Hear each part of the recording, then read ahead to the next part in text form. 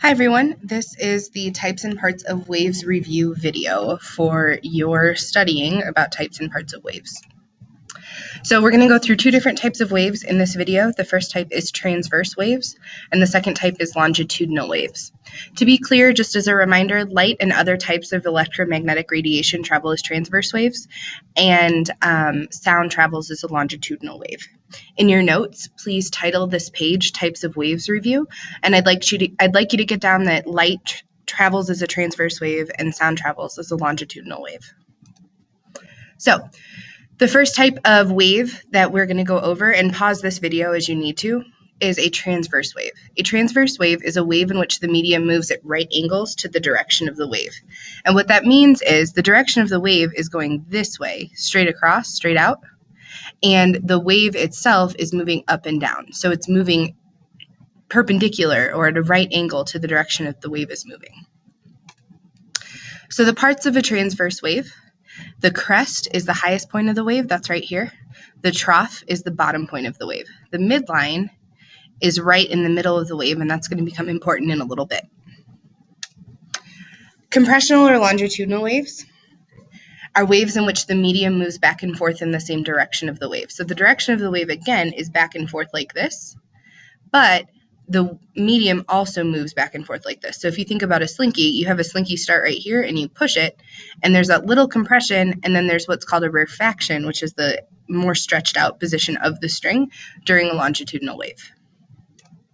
So, as I just mentioned, parts of a longitudinal wave are a compression where the particles are close together, that's right here, and then the rarefaction where the particles are split apart. If you think about how sound travels as this wave because it travels in vibration. So if you hit a tuning fork, which is right here, then that sound would travel like this. It would be pushing the air in this general direction as you continue to go across. So there are a bunch of different wave properties, and the wave properties, I do need you to get down. The wavelength is the distance between one point on a wave and the exact same place on the next wave. So if we look at a transverse wave down here, the wavelength is going to be from crest to crest or from trough to trough. On a longitudinal wave, we look at from the middle of the compression to the other middle of the compression, or from the beginning of the compression to the end of the compression. It doesn't matter, but the point is the wavelength is the measured distance between identical parts of waves. We measure this in meters.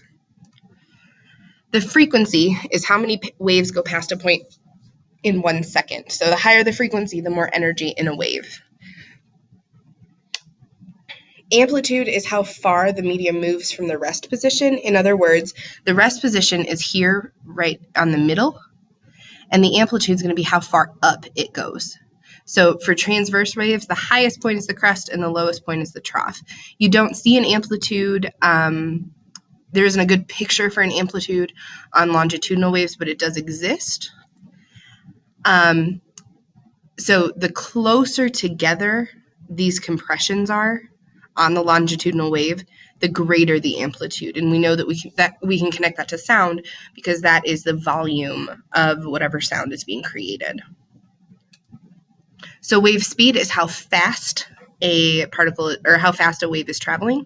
We calculate that by saying the wavelength in meters times the frequency in hertz, and we will go over that in class.